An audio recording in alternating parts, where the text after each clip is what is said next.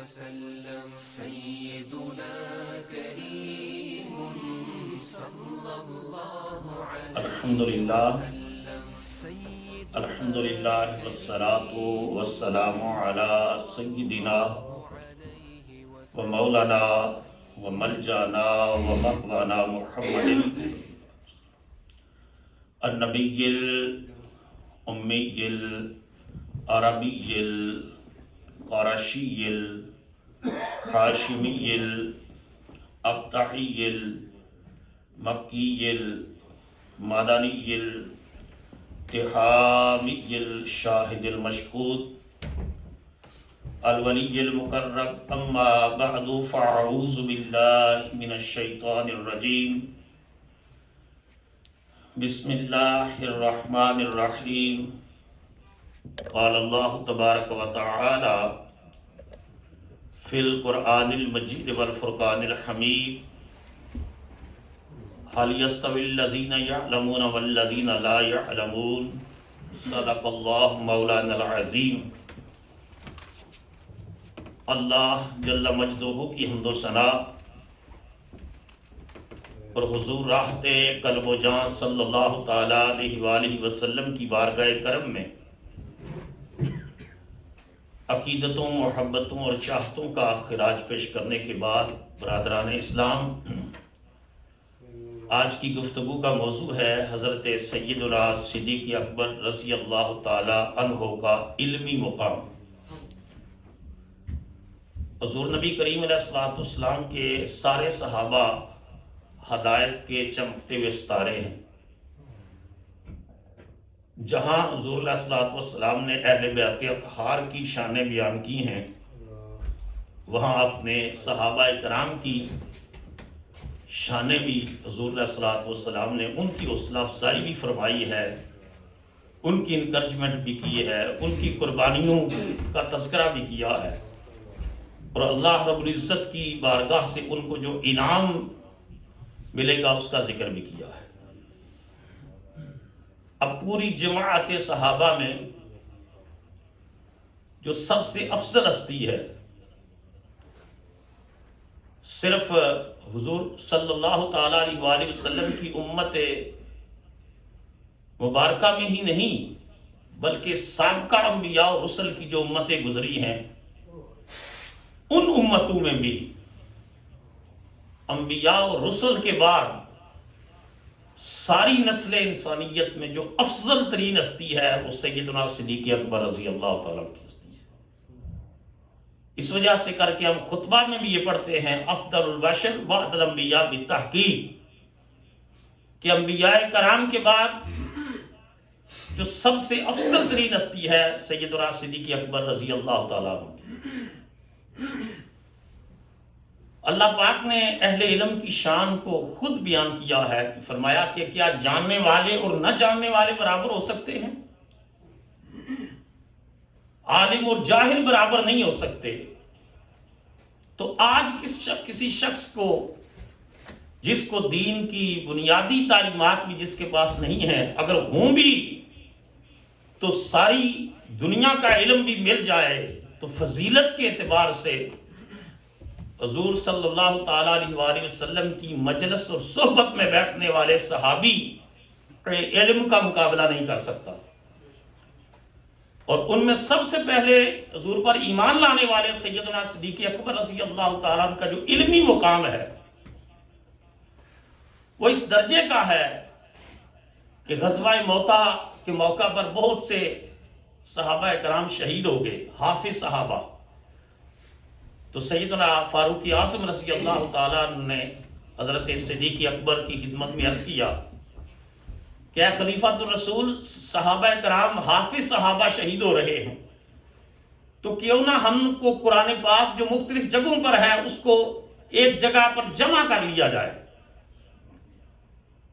تو سیدنا صدیق اکبر رضی اللہ تعالیٰ عنہ کا فرسٹ ریئیکشن یہ تھا کہ یہ بدعہ ہے، ھذا بدعہ، یہ ایسا کام میں کیسے کر سکتا ہوں جو رسول اللہ صلی اللہ علیہ وسلم نے نہیں کیا۔ سیدنا فاروق اعظم رضی اللہ تعالیٰ نے دلائل دیے اور ساتھ عرض کی کہ رسول اللہ صلی اللہ علیہ وسلم نے منع بھی تو نہیں فرمایا، اور اسی کثرت سے اگر حافظ صحابہ شہید ہوتے رہے تو حفاظت قرآن وہ کس طرح ہو سکے گی؟ تو حضرت فاروق اعظم نے اتنے دلائل دیے کہ ان کے دلائل سن کر صدیق اکبر رضی اللہ تعالیٰ عنہ کو شرح صدر ہوا، اور آپ نے حضرت زید بن ثابت رضی اللہ تعالیٰ عنہ کو قرآن پاک کو جمع کرنے کی ڈیوٹی لگا دی۔ حضرت زید بن ثابت کاتب وحی تھے، وہ فرماتے تھے کہ سیدنا صدیق اکبر رضی اللہ تعالیٰ عنہ اگر مجھے پہاڑ کے کھودنے کا حکم دیتے تو شاید میرے لیے آسان ہوتا، لیکن یہ انتہائی اہم ترین ذمہ داری تھی۔ لیکن خلیفۃ الرسول کا حکم تھا، آپ نے قرآن مجید کی جمع و تدوین کا سلسلہ شروع کر دیا۔ تو علماء نے لکھا ہے کہ حضرت صدیق اکبر رضی اللہ عنہ جامع القرآن ہیں۔ حضرت عثمان غنی کو بھی جامع القرآن کہا جاتا ہے۔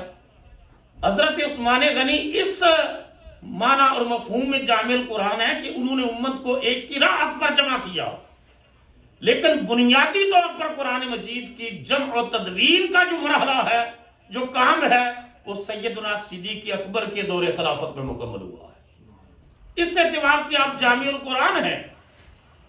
اور حضرت سیدنا علی شیر خدا کرم اللہ وجہ الکریم کا اپنا ارشاد گرامی ہے کہ اللہ پاک حضرت ابو بکر پر رحم فرمائے، وہ قرآن پاک کی جمع و تدوین کے سلسلے میں بھی اجر و ثواب میں امت میں سب سے زیادہ اجر و ثواب کی مستحق ہے، کہ انہوں نے اللہ کے قرآن کی جمع و تدوین، جو قرآن مختلف جگہوں پر ہے، اور کرائیٹیریا یہ رکھا کہ جس سے حضرت زید بن ثابت کو جس سے قرآن کی آیت لینی ہے اور جمع اس کو جو ہے لے کر قرآن کا حصہ بنانا ہے، کم از کم 2 صحابہ اس کے اوپر گواہی دے دے۔ تو سیدنا صدیق اکبر رضی اللہ تعالیٰ نے قرآن مجید کی جمع و تدوین کے حوالے سے جو کارنامہ سار انجام دیا ہے، اس سے بھی آپ کے علمی مقام کا اندازہ ہوتا ہے کہ علم سے آپ کا شغف۔ اور پھر حدیث نبویہ میں سے فقہ حنبلیہ کے بانی ہیں امام احمد بن حنبل رحمۃ اللہ علیہ، بہت بڑے امام ہیں۔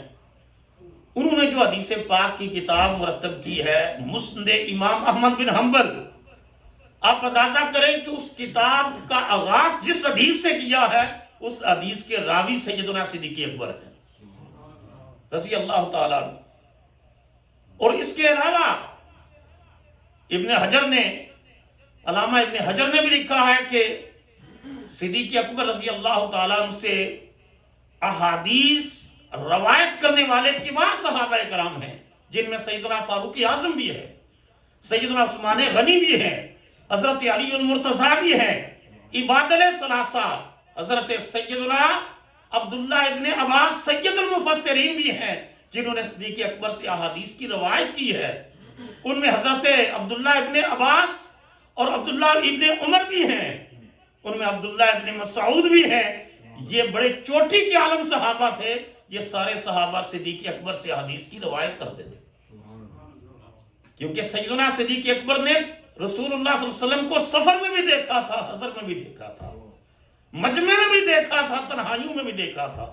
تو رسول کریم علیہ السلام کی ایک ایک ادا کو صدیق اکبر نے اپنی آنکھوں سے مشاہدہ کیا، اور وہ احادیث آگے صحابہ کو بیان فرماتے تھے۔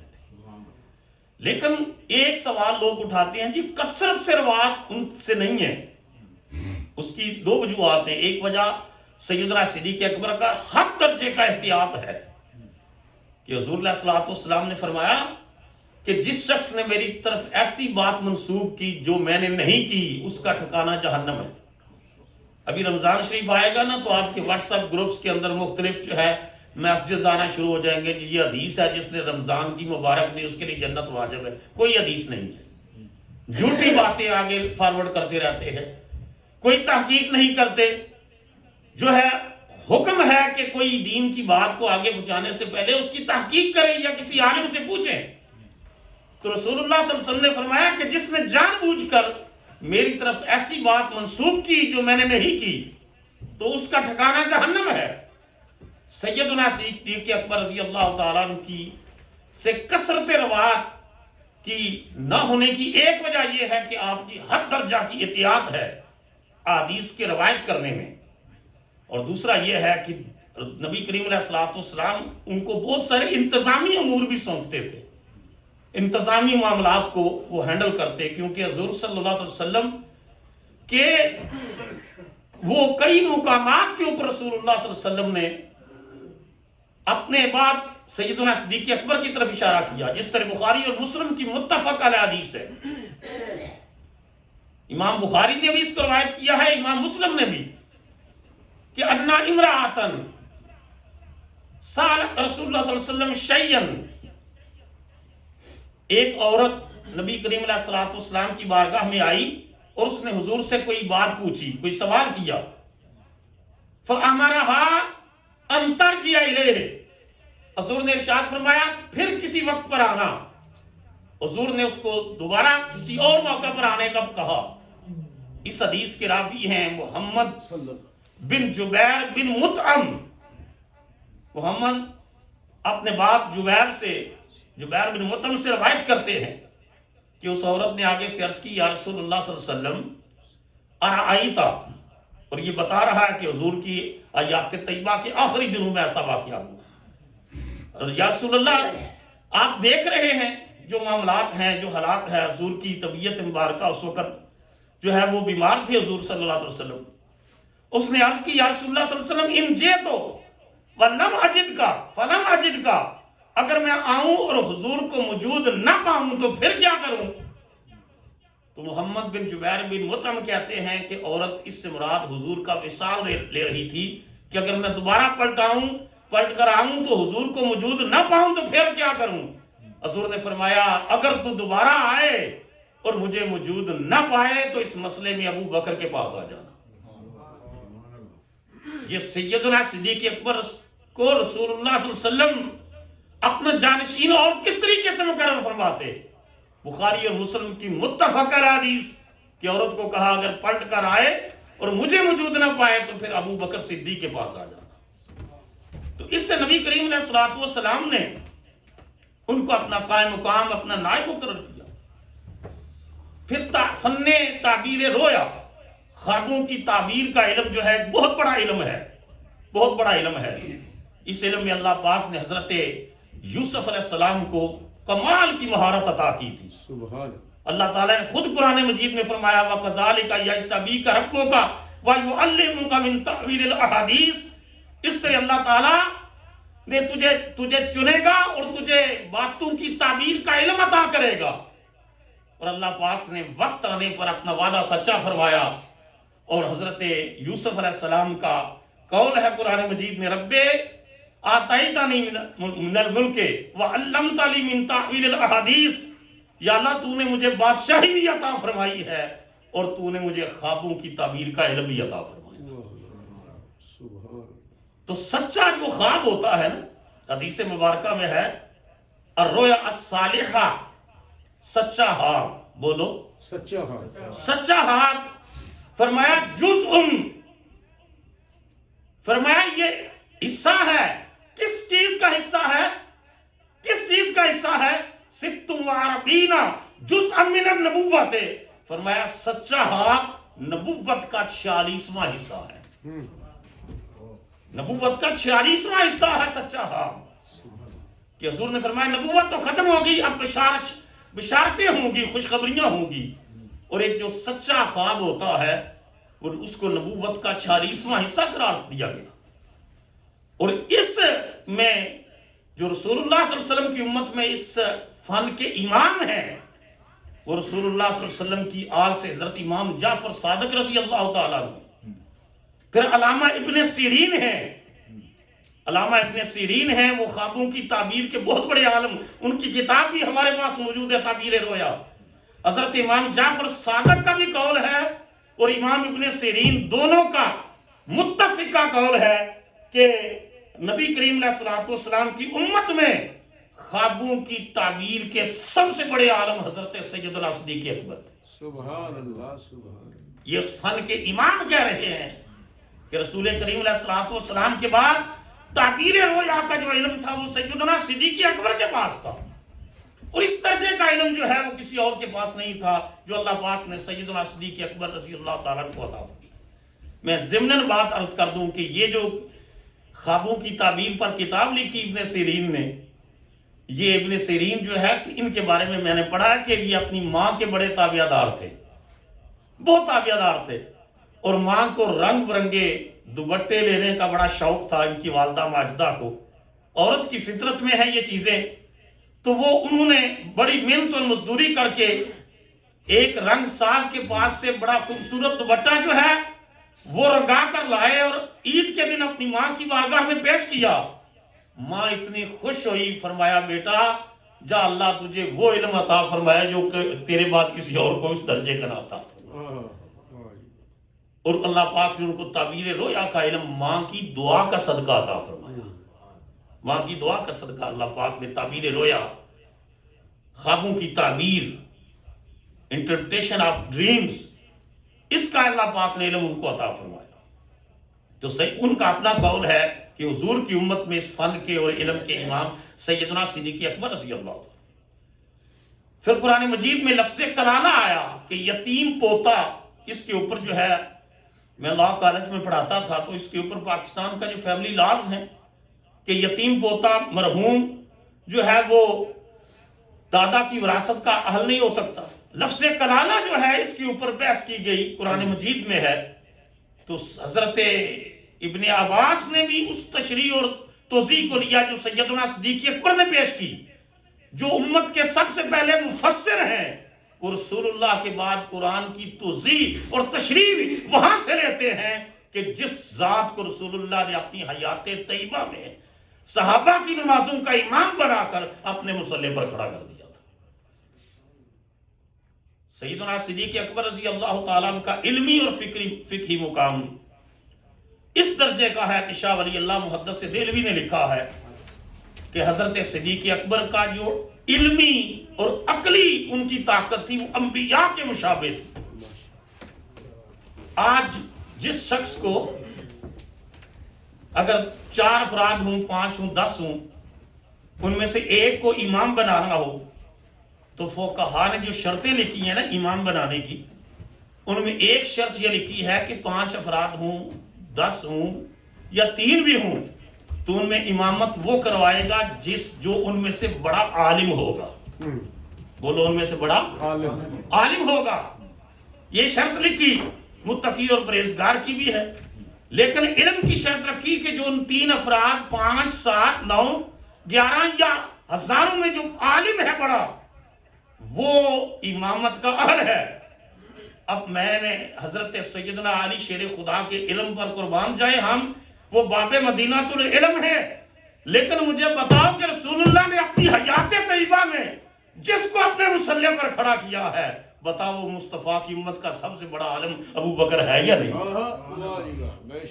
کہ رسول اللہ صلی اللہ علیہ وسلم نے ان کو اپنی حیات مبارکہ میں اپنے مصلی پر کھڑا کر کے امت کا امام بنایا ہے. اور کرائیٹیریا یہ ہے کہ جو بڑا عالم ہوگا وہ امام ہوگا. تو حضور صلی اللہ علیہ وسلم نے اپنے عمل سے ثابت کر دیا کہ سیدنا صدیق اکبر میری امت کے سب سے بڑے عالم ہیں. اسی وجہ سے وہ مصلی رسول پر کھڑے ہو کر حضور کی امت کی امامت فرما رہے تھے. آج 2 ٹکے کے لوگ وہ جب دن آتے ہیں محرم کے تو خلفائے راشدین کے خلاف باتیں کرتے ہیں. جب دن آتے ہیں سیدنا صدیق اکبر تو وہ اپنے علم اور عقل اور ذہن کے پیمانوں سے اہل بیت کی شان کو پرکھنے کی کوشش کرتے ہیں. کتنی بد نصیبی ہے کہ کوئی شخص ان کے ان اختلافات کو ہوا دے. وہ یہ نہیں دیکھتا کہ جن کی قربانیوں کا یہ عالم ہے کہ اللہ پاک نے قرآن مجید میں فرما دیا کہ اللہ ان سے راضی ہو گیا ہے اور وہ اللہ سے راضی ہو گئے. سبحان.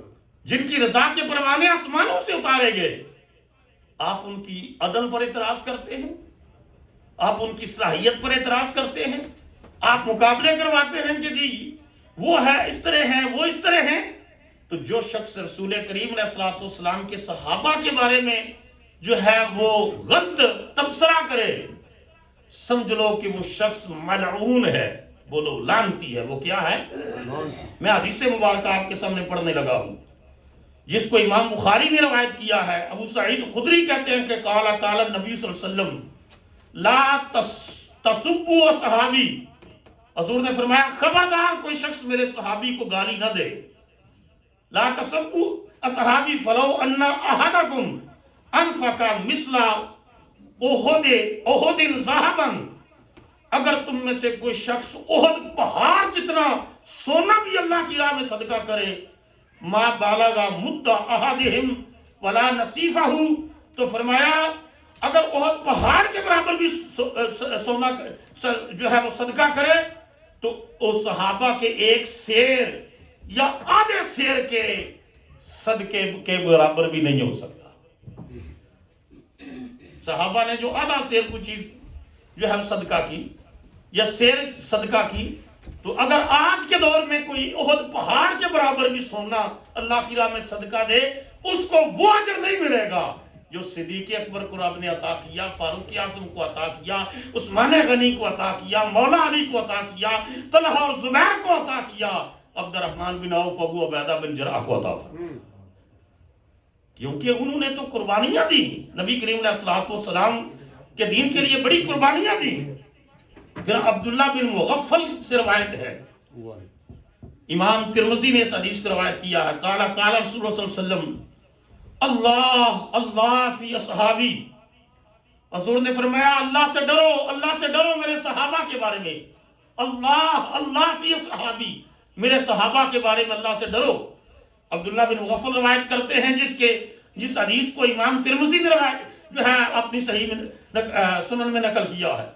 فرمایا لا تتخذوہم غرضا بعدی، میرے بعد میرے صحابہ کے اوپر تنقید نہ کرنا. میرے صحابہ پر بولو تنقید نہ کرنا، ان پر کرٹیسائز نہ کرنا، ان کی جو ہے ذات کے اندر سے نقص نہ ڈھونڈنا میرے بعد. اور فرمایا ساتھ فمن احبہم فبحبی احبہم، جو میرے صحابہ سے محبت کرے گا وہ میری محبت کی وجہ سے ان سے محبت کرے گا. آج ہم سیدنا صدیق اکبر سے محبت کرتے ہیں تو بتاؤ نا کس کی محبت کی وجہ سے؟ نبی پاک کی. بولو سارے کس کی؟ نبی پاک صلی اللہ علیہ وسلم کی. مولا علی شیر خدا سے، سیدہ فاطمہ الزہرا سلام اللہ تعالی علیہا سے محبت کرتے ہیں تو کس کی محبت کی وجہ سے؟ مصطفیٰ کی محبت کی وجہ سے. تو معیار محبت کیا ہے، معیار ادب کیا ہے، معیار تعظیم کیا ہے، معیار تکریم کیا ہے؟ وہ ذات رسالت مآب سیدنا محمد رسول اللہ صلی اللہ علیہ وسلم. ان سے حضور نے فرمایا جو ان سے محبت کرے گا فمن احبہم فبحبی احبہم، وہ میری محبت کی وجہ سے ان سے محبت کرے گا. ومن ابغضہم فببغضی ابغضہم، جو ان سے بغض رکھے گا میرے صحابہ سے دشمنی کرے گا، میرے بغض کی وجہ سے ان سے دشمنی کرے گا. ومن اذاہم، جس نے ان کو تکلیف دی فقد اذانی، اس نے مجھے تکلیف دی. ومن اذانی، اور جس نے مجھے تکلیف دی فقد اذى اللہ، اس نے اللہ کو تکلیف دی. ومن اذى اللہ فیوشک ان یاخذہ، اور جس نے اللہ کو تکلیف دی تو اللہ ان قریب اس کو پکڑ لے گا. اللہ ان قریب اس کو پکڑ لے گا. میں نے کل ایک عالم کا کلپ سنا،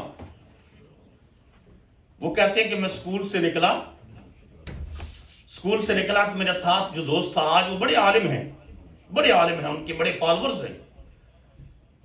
کہتے ہیں تو میرے جو کلاس فیلو تھا اس نے کہا ایک چیز تمہیں دکھاتا ہوں. تو کہتے ہیں بچپن تھا، میں نے کہا چلو.